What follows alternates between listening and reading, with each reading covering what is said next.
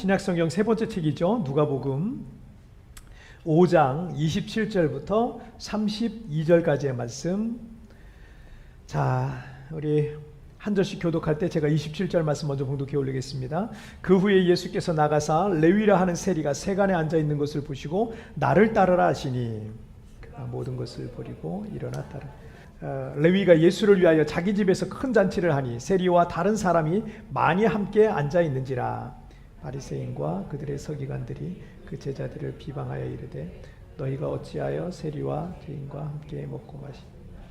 예수께서 대답하여 이르시되 건강한 자에게는 의사가 쓸데없고 병든 자에게라야 쓸데있나니 내가 의인을 부르러 온 것이 아니요 죄인을 불러 회개시키러 왔노라. 아멘. 자, 오늘 말씀 제목 함께 읽겠습니다. 시작. 찾아가시는 예수님. 다시 한번 시작. 찾아가시는 예수님. 그 아르헨티나에 가면은 이글레시아 마라도니아나라는 교회가 있어요. 이글레시아 마라도니아나. 여기 필리핀에도 이글레시아 크리스톤가 뭐 이런 이단 교회라 그러더라고요. 근데 그 이글레시아가 이제 교회라는 의미를, 스페인어잖아요. 그런 의미를 갖고 있는데 이 교회 건물 입구에 가면은 축구 선수 동상이 이렇게 그 지붕에 축구 선수가 공을 이렇게 딱 하고 있는 그런 모습이 있어요. 축구 선수 동상이 하나 세워 있는데 분위기에서 느껴지겠지만 이 아르헨티나가 얼마나 뭐 축구를 좋아하는 나라입니까? 이 교회는 그냥 일반적인 교회나 성당이 아니에요. 1998년에 창시된 마라도나 교입니다. 마라도나 교예요. 마라도나 교. 1986년에 월드컵에서 아르헨티나를 우승으로 이끌었던 그 축구 황제 디에고 마라도나를 신으로 믿는 종교 단체입니다. 이게 안 믿어지시겠지만 실제입니다. 실제 있는 일이에요. 그래서 이 마라도나의 팬이 이제 창시를 해가지고 이 마라도나의 생일인 10월 30일이 크리스마스예요. 이 교회의 크리스마스가 10월 30일이에요. 마라도나 생일이고, 그리고 성경의 10계명이나 뭐 주기도문처럼 이들 나름대로의 10계명과 주기도문이 따로 있다 그래요. 뭐 축구공을 사랑해라 뭐 이런 거 있어요. 기가 막힌 내용들이 있습니다. 이 종교의 신도들은 마라도나의 그 등번호가 10번이었거든요. 등번호가 이 10번을 여기에 가슴에 새기거나 뒤에 새기거나 이렇게 새기고 그런 옷을 예복으로 입습니다. 뭐 성직자들도 다 예복으로 그런 10번이 새겨진 예복을 입습니다. 그리고 마라도나를 이 신으로 숭배하잖아요. 신으로 숭배하기 때문에 디에고 마라도나잖아요. 그래서 디에고 그 이름 디에고에서 D자를 땁니다. 그리고 자녀들을 낳으면 그 신도 그 교회 나오는 성도들은요, 자녀를 낳으면 디에고라고 이름을 줘야 돼요. 디에고 뭐 이렇게 줘야 돼요. 어쨌든 그 디에고에서 D자를 땁니다. 그리고 등번호에서 10을 따요. 그러면 D, 1, 0, 그 다음에 S를 붙여요. 그래서 디오스가 스페인어로 하나님이라는 뜻이에요. 그래서 여기서는 그 D110S 그거를 그냥 읽을 때는 그냥 디오스라고 읽잖아요. 그래서 디오스. 그래서 여기서 이 마라도나를 그들은 디오스라고 부릅니다. 기가 막히죠. 특이한 거는 이 종교가 1998년에 창시되었는데 이때 마라도나의 나이가 38살이었어요. 마라도나가 창시한 게 아니에요. 그들 팬이 만든 거예요. 마라도나의 나이가 그때 38살이었고 그가 살아있을 때였으니까 살아있는 사람을 신으로 숭배하고 있었던 겁니다. 우리는 이게 와닿지 않잖아요. 마라도나가 2020년에 죽었어요. 2020년에 사망했는데 60살에 갑자기 심장마비로 사망하게 됩니다. 근데 이때 여러분 국가장으로 해서 아르헨티나에서 국가장으로 해서 3일 동안 애도 기간을 이 아르헨티나 전국이요. 이 마라도나를 애도하는 기간을 3일간 가졌습니다. 대통령궁에 마라도나의 관을 들여놓고요. 국민들이 와서 거기서 이제 애도하고 가라고 그렇게 할 정도로 우리나라가 상상하는 것 이상으로 이 마라도나의 위치는 대단합니다. 그러니까 그런 뭐 종교가 생기기도 했겠죠. 그래서 이 아르헨티나를 중심으로 또 중남미를 중심으로 해서 약 10만 명의 신도가 있답니다. 10만 명. 대단하죠. 10만 명의 신도가 여전히 마라도나를 신으로 디오스 디오스 이렇게 부르면서 신으로 숭배를 하고 있습니다. 이 마라도나의 열성 축구 팬 두 사람에 의해서 이 마라도나 교라는 것이 창시되었듯이 사람들은요, 자신들의 필요에 따라 자신들의 원하는 종교를 찾아요. 자신들의 맞는 종교를 찾아요. 자기의 필요에 따라. 그리고 또는 없으면 만들어요. 이렇게 축구 종교가 갖고 싶은 사람에게 만드는 거예요. 종교를 찾거나 아니면 만들거나 선택하나 하는 그런 경향이 있습니다. 그래서 사람들이 이런 얘기를 하는 거예요. 많이 들어보셨을 거예요. 종교 하나 가져볼까? 교회 한번 나도 교회 한번 나가볼까? 절 한번 가볼까? 불교 한번 믿어볼까? 이런 거죠. 그리고 무슨 종교든 하나만 갖고 살면 좋을 것이다 라는 생각을 그들은 갖고 있어요. 자, 여기까지 이게 뭐냐면 이 기독교 신앙과 대부분의 종교와의 차이인데, 일반 사람들의 차이인데 뭐냐면 사람들은 자신의 종교를 자신이 선택하는 거예요. 자신이 선택하고 자신이 찾고 또 자신이 만들어요. 이게 보통 사람들이에요. 근데 우리 기독교 신앙은 좀 다릅니다.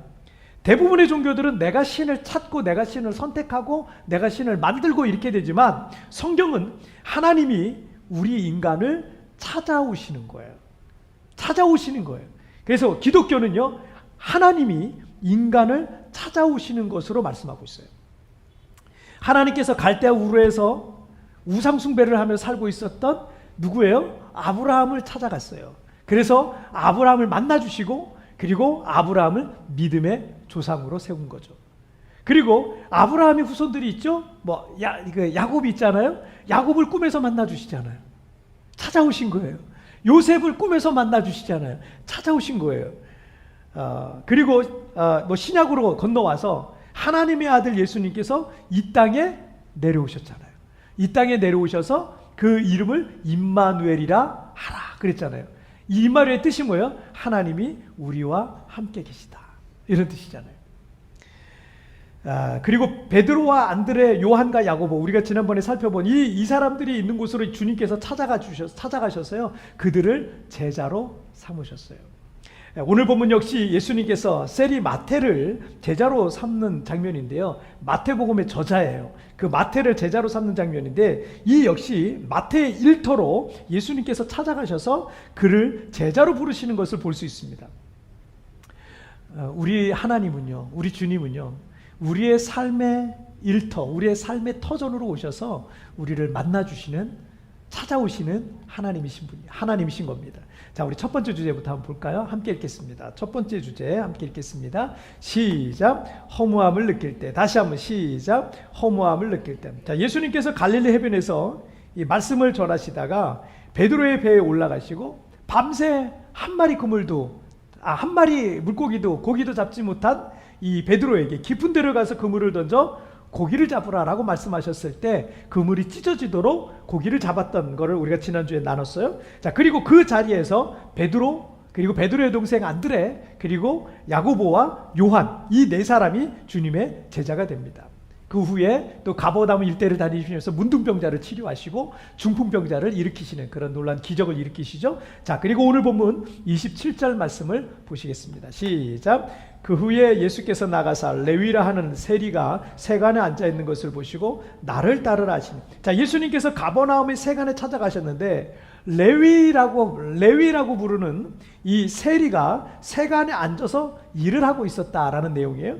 자, 그런데 평행본문인 마태복음에서는 이 레위가, 마태복음에서는 본인이 썼잖아요. 마태가 썼잖아요. 그죠? 마태복음에서는 본인의 이름을, 이 평행본문에 이 본인의 이름을 마태라고 기록을 하고 있습니다. 마태라고. 장차 예수님의 12사도가 될 마태가 바로 이 레위입니다. 자, 학자들은 그가 이스라엘 사람이긴 했지만, 그렇지만 유대인은 아니었다 라고 얘기를 해요. 여러분, 유대인은 12개 지파가 있잖아요. 12개 지파가 있는데 유대인이라고 하면 유대지파입니다. 유대지파. 이스라엘 백성들이, 이스라엘이 망하고 다 흩어졌잖아요. 근데 유대지파만큼은 계속 똘똘 뭉쳐 다녔어요. 이 유대인들의 어떤 유대인들만의 특성이었습니다. 그래서 이들은 계속 흩어지지 않고요, 어느 정도 이렇게 뭉쳐서 지낼 수 있었습니다. 그 유대인들이 신약시대까지 오게 된 거죠. 그래서 이 사람은 레위 지파였을 것이다라고 이렇게 추측을 합니다. 레위 지파, 이스라엘 사람이지만 레위 지파의 후손이었을 것이다라고 말하고 있습니다. 그런데 여러분, 레위 지파는 이 12지파로 다 흩어지잖아요. 흩어져 가지고, 그래서 이 사람들은 하나님께 바쳐진 그런 사람들로서 그 성전과 관련된 일을 하거나 이스라엘 각 지파 가운데 흩어져 가지고 하나님의 말씀을 가르치고 전하는 일을 누가 했냐면 레위 지파 사람들이 그 일을 담당했어요. 레위 지파에서 제사장들도 나오잖아요. 때문에 그들은 어려서부터요, 글을 읽고 글을 쓸 줄 아는 사람들이 레위 지파 사람들이 상당수가 있었습니다. 이스라엘 사람들 사이에서는 가장 교육을 많이 받은 사람들이 이 레위 지파 사람들이었습니다. 그리고 이 마태의 히브리식 이름이 뭐냐면 마따냐입니다. 구약의 이름, 마태의 구약식 이름이 뭐냐면 마따냐예요. 마따냐. 이 마따냐는 다윗 시대에 찬송을 담당한 레위인이었습니다. 찬송을 담당하고 하나님의 말씀을 담당했던 헤만의 아들, 그 헤만의 아들이 마따냐였는데, 그 자손들의 이름을 쭉 기록하면서 그들을 성가대 대장으로 세우고 너는 이 일을 맡고 너는 이 일을 맡고 이런 일들을 맡은 거예요. 찬양을 하고 찬양을 만들고 또 말씀을 전하고 이런 역할을 했던 사람이 헤만과 그의 자손들이었습니다. 그 중에 하나가 마따냐라는 아들이었습니다. 자, 그래서 마태라는 이름과 그의 지파, 그리고 그가 많은 교육을 받았다는 것과 같은 이런 것들을 이제 종합해서 볼 때, 자, 이렇게 한번 정리를 해볼 수 있을 것 같아요. 마태는, 그 사람은 레위 지파에 속한 사람이었을 것이다. 그리고 하나님의 말씀과 찬양을 담당했던 그런 레위 지파의 가문이었을 것이다. 그리고 어려서부터 성경을 읽고 쓸 수 있도록 배운 사람이다. 누군가에게, 그리고 성경을 가르칠 정도로 성경에 대한 교육을 많이 받은, 당시에는 성경 교육이 가장 큰 교육이었으니까 그 교육을 많이 받은 사람으로 우리가 예상할 수 있어요. 자, 그렇게 또 말할 수 있는 게, 이 마태가 나중에 마태복음을 쓰잖아요. 마태복음을 쓰는데 마가복음, 누가복음, 그 다음에 요한복음, 이 마가복음, 누가복음, 요한복음, 마가, 누가, 요한, 이 세 개의 복음서에 구약을 인용한 부분들이 있거든요. 구약 성경을 인용했는데 이 세 개 복음서에서 인용한 구약 성경 인용한 걸 다 합쳐도요, 마태복음에서 인용한 것만큼 따라오지 못해요. 무슨 얘기냐면 마태는 구약에 대한 지식이 엄청 많았다는 얘기예요. 구약 성경에 대한 지식이 굉장히 많았던 사람이 이 마태였습니다. 그래서 이 마태복음에는 구약을 인용한 구절이 굉장히 많이 나오는 것을 우리가 발견할 수 있습니다. 자, 그리고 마태의 이름의 뜻은 뭐냐면 여호와의 선물. 자, 여기까지. 자, 여기까지 보면은 이 마태는 어떤 인물이에요? 굉장히 믿음의 가문에서, 어떤 목사님 자녀 같기도 하고 믿음의 가문에서 잘 자라가지고 그 말씀 교육도 잘 받고 어쩌면 제사장이었을 가능성도 굉장히 크고요. 뭐 이런 사람이었는데 어쩌다가 이 사람이 세리가 됐는지 그걸 모르는 거야. 성경에 나와 있진 않아요. 어쩌다 이 사람이 세리가 됐는지에 대해서. 근데 어떻게 해서 이 사람이 세리가 되었는지 정확하게는 우리가 알 수는 없는데, 당시에 여러분 글을 읽고, 2000년 전입니다. 글을 읽고 쓸 줄 아는 사람이 별로 없었거든요. 별로 없던 시대였기 때문에 지금 이 레위 사람, 특히 이제 마태 같은 경우는 읽고 쓰고 계산을 다 할 줄 알았으니까 세리라는 직업을 충분히 감당할 수 있었을 겁니다. 그런데 이 세리라는 직업 역시 아무나 하고 싶어도 할 수 있는 능력이 안 되니까, 읽고 쓸 줄 모르면 못하는 거예요. 그랬을 겁니다. 그래서인지는 모르겠지만 어쨌든 돈을 많이 벌고 싶어서, 세리들은 잘 사니까 돈을 많이 벌고 싶어서 세리가 됐는지도 모르겠습니다. 하지만 세리는 당시 모든 유대인들로부터 비난과 정죄를 받던 그런 직업이었어요. 왜냐하면 첫째는 식민지, 당시 로마 제국 시대였잖아요. 식민지의 백성들로부터 많은 세금을 걷어들여서 그것을 로마 제국 정부에 그걸 다 모아서 자금을 만드는 역할을 누가 했냐면 세리들이 한 거예요. 왜냐하면 로마 정부가 움직여지려면 돈이 많이 필요하잖아요. 엄청난 그 돈을 모아가지고 그 자금을 만들어서 바치는 역할을 했고요. 둘째는 대부분의 세리들이요, 불법적인 방법을 서슴지 않았습니다. 그래서 과도한 세금을 걷어들입니다. 백성들로부터 막 그냥 벼룩에 감을 빼먹듯이 막 그렇게 그냥 과도한 세금을 걷어들여서 그 차액을 정부에 바칠 거 바치고 나머지 차액을 자기가 다 착복을 했습니다. 그래서 백성들의 피를 빨아먹는 매국노 같은 그런 존재들이었다라고 생각하시면 될 겁니다. 그래서 유대인들은 이 세리들을 창기라든지 죄인과 동급으로 봤어요. 당연히 그들이 하나님의 성전에 들어간다든지 또 지역 회당에서 말씀을 배운다든지 유대교 공동체 안으로 편입될 수는 없었습니다. 왜냐하면 그들은 죄인이야. 성전 가까이 오면 안 돼요. 회당 가까이 오면 안 돼요. 그들을 철저히 멀리하고 그들과의 교제도 멀리했습니다. 이게 유대인들이 했던 일입니다. 그래서 이 세리들은요, 큰 부를 누리고 있었지만 유다 사회에서는 항상 손가락질 받는 그런 대상이었습니다.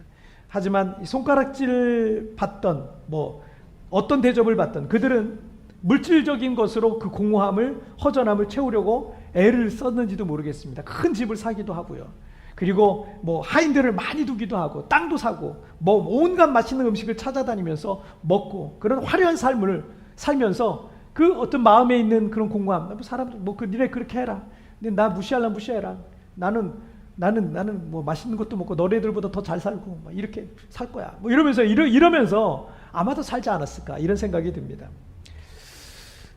작년에 전 세계적으로 유명해진 드라마 이 오징어 게임에서 그 게임의 주최자인 깐부 할아버지라고 있어요. 오일남 배우시인데 이 깐부 할아버지의 명대사가 여러 개 있는데 그 중에 물질주의에 젖어 있는 우리 사회에 큰 울림을 준 대사가 하나 있습니다. 저에게는 그렇게 다가왔는데요. 이런 내용이었어요. 자네, 돈이 하나도 없는 사람과 돈이 너무 많은 사람의 공통점이 뭔지 아나? 사는 게 재미없다는 거야. 돈이 너무 많으면 아무리 뭘 먹고 뭘 사고 먹고 마셔도 결국 다 시시해져 버려. 돈이 너무 많은 사람은 돈이 너무 없는 사람은 돈이 너무 없어서 인생이 힘들고 또 재미가 없잖아요.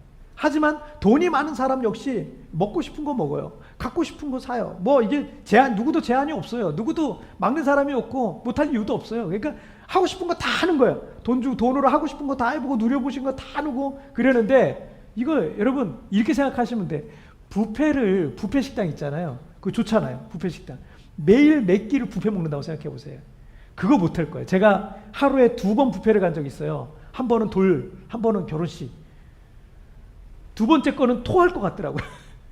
여러분 그거 못해요. 할 수 있는 게 아니에요. 그런데 그걸 매일 한다고 생각해 보세요. 재미가 없어요. 그리고 점점 시시해져요. 아무것도 아닌 것처럼 보여요. 여러분 마태라는 인물도 마찬가지였을 거예요. 그런데 이 마태의 마음은 다른 세리들과는 조금은 달랐어요. 다른 세리들은 그래 너희들 그렇게 살아. 나는 내가 가지고 이거 돈 가지고 내가 하고 싶은 거 다 하면서 그렇게 살 거야. 부러울 거다. 이러면서 세리들은 그렇게 살아요. 근데 마태는 마음이 뭔가 답답하고 컬컬한 게 있었어요. 그런데 그 허전함의 원인이 무엇인지 마태는 이미 알고 있었어요. 왜냐하면 그는 어려서부터 들었던 하나님의 말씀 누구보다도 잘 알고 있었습니다. 어떻게 해야 그 허전함과 공허함의 끝을 볼 수 있는지 이미 답은 다 알고 있었어요. 그런데 자신이 너무 멀리 떠나온 것 같은 거예요. 그 주님께로부터 너무 멀리 떨어져서 예배드린 지가 너무 오래됐고 성전에 간 지가 너무 오래됐고 너무 자기가 세속적으로만 그런 속물처럼 돈만 아는 통물처럼 그렇게 살아왔던 그 시절이 있기 때문에 자신이 너무 멀리 떠나져서 이제 더 이상 돌아가기가 어렵지 않나라는 그런 자포자기의 상태가 마태의 상태였을 겁니다. 여러분 우리 시대 최고의 기독교 변증학자인 C.S. 루이스가 우리 내면에 아주 깊숙한 곳에는 이 세상의 그 어떤 것으로도 채울 수 없는 그 욕구, 그리움 이런 게 사람들의 마음에 있다는 거예요. 그걸 영어에 있는 단어로 이걸 도저히 번역하고 표현할 수가 없어가지고 C.S. 루이스가 그걸 독일어의 단어인 젠스후트라는 말로 표현을 합니다. 젠스후트. 이 젠스후트는요, 이 독일의 철학과 예술과 문화에 큰 영향력을 미쳤던 18세기 이 독일 낭만주의 작가들이 쓰던 표현이랍니다. 그러니까 이거는 우리가 독일 사람이 아니니까 우리도 사실 이해하기는 어려울 것 같아요. 그 사람들의 그 언어에서 오는 뉘앙스라는 게 있잖아요. 아마 그런 거였던 것 같아요. 그런데 이 작가들이 이 그리워하다, 동경하다. 근데 이 그리워하다, 동경하다 가지고는 그냥 일반적인 단어 가지고는 이게 설명이 안 되는 거예요.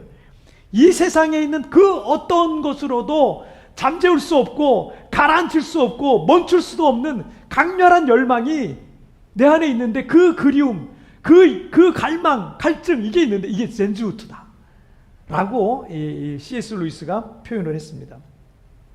여러분, 지혜의 왕 솔로몬은 전도서 3장 11절에서 사람들에게는 영원을 사모하는 마음을 주셨느니라 라고 말씀하고 있어요. 이 갈망의 정체는 영원에 대한 그리움, 갈망, 그 하나님에 대한 그리움이었던 거죠. 여러분, 마태도 모든 세리들도, 그리고 오늘을 살아가는 많은 사람들이 여러분 많은 것들을 가져봐요. 많은 것들을 누려보기도 하고 많은 것들을 먹어보기도 하고 많은 것들을 소유해보기도 해요. 그런데 여전히 공허하고 허전한 마음이 있는 것은요, 오직 하나님만이 채울 수 있는 강렬한 갈망과 그리움, 젠지우트가 그들 마음속에 있기 때문에 그런 거예요. 그런데 그렇게 허무한 마음에 사는 게 재미가 없었던 이 세리 마태 앞에 예수님이 나타나신 거죠. 아니, 예수님이 세리 마태가 일하는 곳으로, 직장으로 찾아오신 거죠. 자, 오늘 본문 28절 말씀 보시면 그가 모든 것을 버리고 일어나 예수님을 따라갔다라고 돼 있어요. 마태는 예수님에 대한 소문을 충분히 듣고 있었어요. 자신 안에 그 공허함과 허전함을 채울 수 있는 분이라는 것을 그는 분명히 느끼고 있었어요. 아, 저분이라면 나도 저분을 따라가고 싶은데, 그런데 사람들의 눈도 있고 못 따라가겠는 거예요. 그런데 주님께서 오셔가지고 나를 따라라, 그러니까 두 번 생각할 것도 없었던 거예요. 그냥 모든 것들을 그 즉시 그 자리에 다 버리고 주님을 따르게 되었다는 겁니다. 우리 주님께서는 허무함과 공허함에 지쳐있는 영혼들에게 오늘도 찾아가십니다. 그 이 땅에 그 어떤 것으로도 채울 수 없는 것을 채우려고 여러분 시간 낭비할 필요가 없어요. 주님께서는 마태를 부르듯 지금도 오늘 우리를 부르고 계세요. 너 그걸로 안 된다. 너도 이미 느끼고 있지 않니? 너도 지금 알고 있지 않니? 너 그걸로 그게 채워지는 게 아니야. 근데 우리 마태를 부르듯이 우리를 부르실 때 여러분, 우리가 믿음으로 응답해서 이러면 나면 되는 겁니다. 우리 안에 있는 그 젠지우트는 여러분 비로소 참된 만족을 얻게 될 줄 믿습니다. 자, 우리 두 번째 주제 보실게요. 함께 읽겠습니다. 시작. 아픔의 자리에서. 다시 한번 시작. 아픔의 자리에서. 자, 마태는 드디어 인생에 답을 얻었어요. 바로 얼마 전까지만 해도 마태는요, 돈으로는 다 될 줄 알았어요. 돈을 그렇게 써봤어요. 돈이 많으면 행복하고 돈이 많으면 만족스러운 삶을 살 줄 알았어요. 하지만 내면에서 끊임없이 일어나는 일을 이 잠재울 수도 가라앉힐 수도 멈출 수도 없는 강렬한 영적 열망이 물질적인 것으로 절대로 채워질 수 없다라는 것을 느끼고 있었던 거죠. 하지만 예수님을 믿게 되면서 이제 그의 삶이 완전히 바뀌기 시작했습니다. 그래서 주님께 너무 감사한 마음에 집안에서 큰 잔치를 준비하고 동료들인 이 세리들을 초청하고 또 여러 사람들을 알고 있던 같이 지내던 많이 사람들, 뭐 비슷한 부류들이 많이 같이 지냈을 거 아니에요. 유대인들이 멀리하는 그런 부류들이 많이 지냈을 것 같아요. 그런 사람들을 초대했어요. 그리고 이 잔치 진짜 주인공이신 예수님과 제자들도 초대합니다. 그리고 그 자리에 모인 모든 사람들은 예수님과 함께 이 구원의 기쁨과 감격에 넘치는 잔치를 펼쳤어요. 저도 우리 교회에 어떤 성도가 오셔가지고 막 예배 시간에 은혜 받고 막 삶이 변화되고 그분이 막 교회 오는 걸 너무 행복해 하시고 이러면요, 제가 더 행복해요. 제가 너무너무 감사하고 막 행복해요. 마치 이게 천국잔치 같은 게 아니었을까요? 마태가 그 죄인이라고 생각했던 그 마태가 인생이 바뀌었으니, 그 사람이 인생이 바뀌었으니 이게 얼마나 큰 기쁨이었겠어요. 그래서 그 잔치는 큰 기쁨 가운데 진행되고 있었어요. 그런데 여러분 30절을 볼게요. 함께 읽겠습니다. 시작. 바리새인과 그들의 서기관들이 그 제자들을 비방하여 이르되 너희가 어찌하여 세리와 죄인과 함께 먹고 마시느냐. 자, 바리새인과 율법학자들인 서기관들은 마태의 초대를 받지 못했죠. 뭐 받았더라도 그 자리엔 가지 않았을 겁니다. 왜냐하면 그들은 마태와 같은 이 세리들하고는요, 죄인들하고는 어울리지 않았어요. 아니, 그걸 어울리는 걸 죄라고 생각했습니다. 그래서 그들은 제자들과 예수님을 비방하기 시작하죠. 어찌하여 세리와 죄인과 함께 먹고 마시느냐 했던 겁니다. 당시 경건한 유대인들은 죄인들과는 어울리지 않았습니다. 당연히 이 세리들과 어울리지 않았죠. 하나님의 말씀을 전하는 이 예수님과 제자들이 그런 죄인들과 어울리고 그런 세리들과 어울리고 그런 부류의 사람들과 어울리는 것이 이 바리새인들과 율법학자들은요 도저히 이해가 되지 않아. 어떻게 하나님 말씀을 전한다는 사람들이 저럴 수 있냐라고 얘기를 하는 거죠. 그런데 여러분이 하나님을 더 가까이 하려고 하고 하나님을 더 사랑하려고 하고 여러분의 하나님의 은혜로 더 충만하게 되려고 하는데 그걸 싫어하는 부류는 항상 나옵니다. 항상 있어요. 항상 있어요.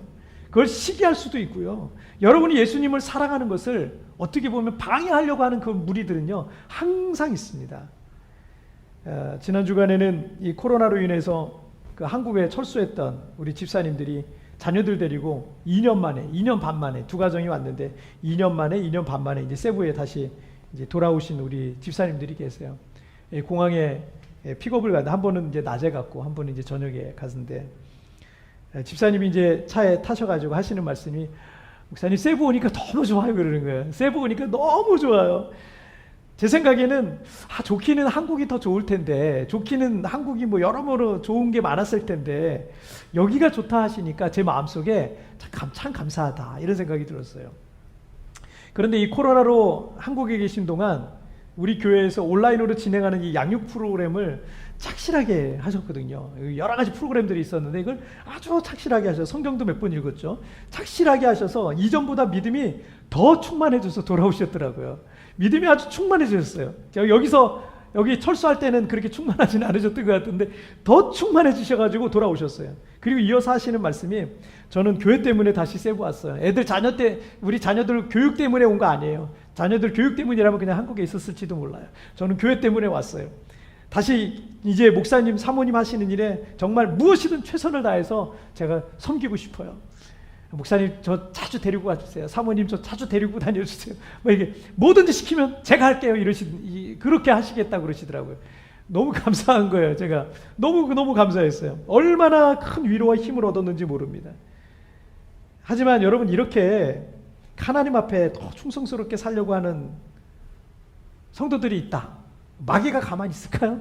여러분 제가 신앙생활을 목회를 오랫동안 해와봤지만 마귀가 가만히 안 있어요. 여기 아무것도 아닌 일에 갑자기 감정이 막 상하는 거예요.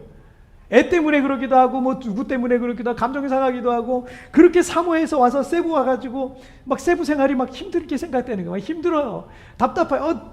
분명히 올 때는 너무너무 그리고 한국에서도 너무 이 세부를 그리워했는데 와서도 너무 좋았는데 처음엔 너무 좋았는데 막 답답하고 일이 막 엉키고 꼬이고 막 이런 일도 생기고 세부 생활이 너무 힘들어지는 거예요. 지난 2년여 동안 온라인으로 만났던 성도들과 하루라도 빨리 만나가지고 같이 차 마시고 커피 마시고 같이 목장 모임도 하고 막 이렇게 그 교제할 생각이 들떠 있었는데 사람에게 시험을 받네요. 사람에게 시험이 들기도 하고 사람과의 관계가 너무 힘들어서 교회 생활 자체가 너무 어렵다. 나는 교회 생활이랑 안 맞는다 보다. 막 이런 지경까지 가는 사람들도 사실은 있습니다. 그래서 제가 우리 집사님이 막 들뜨셔가지고 막 이 얘기를 하시는 거예요. 얘기를 하시는데 제가 그거에 의해서 큰 위로도 받고 큰 힘도 되었어요. 그런데 제 마음속으로는 내가 우리 집사님 영혼과 믿음을 위해 더 많이 기도해 드려야 되겠다. 마귀가 틈타지 못하도록 혹여라도 시험이 온다 할지라도 우리 집사님 그 시험 넉넉히 이기고 더 큰 믿음의 사람으로 세워지도록 내가 우리 집사님 위해서 더 많이 기도해 드려야겠다. 그런 생각이 들더라고요. 여러분 오늘 본문 31절과 32절 말씀을 한번 보실게요. 함께 읽겠습니다. 시작. 예수께서 대답하여 이르시되 건강한 자에게는 의사가 쓸데없고 병든 자에게라 쓸데있나니 내가 의인을 부르러 온 것이 아니요 죄인을 불러 회개시키러 왔노라. 아멘. 자, 바리새인과 서기관들의 말을 들으시고 예수님께서 기가 막힌 비유를 통해서 그들의 공격을 무력화시킵니다. 그리고 주님께서 이 땅에 오신 목적과 이유를 선포하고 있는 거예요. 아픈 사람에게 의사가 필요한 것처럼 주님이 이 땅에 오신 목적은 의인이 아니라 죄인을 부르러 오셨다는 거예요. 고통받고 있는 이들, 아픔 속에 있는 이들, 여러 가지 어려움 속에 있는 이들, 인간의 힘으로 내 힘으로 도저히 해결할 수 없는 문제 가운데 괴로워하고 아파하고 있는 이들, 그들을 위해서 내가 왔다. 내가 그들에게 찾아갈 것이다. 내가 그들을 도와줄 것이다. 바로 그거예요. 그리고 주님께서 그들에게 찾아가셨던 거죠. 그게 바로 마태였습니다. 지금 여러분에게 여러 가지 아픔이 있다면 하나님은 여러분의 가정에 찾아가실 겁니다. 그리고 여러분의 자녀가 혹시 어려움이 있습니까? 아픔이 있습니까? 하나님이 그 자녀를 찾아가 주실 거예요. 만나 주실 거예요. 어루만 주시고 치료해 주실 거예요.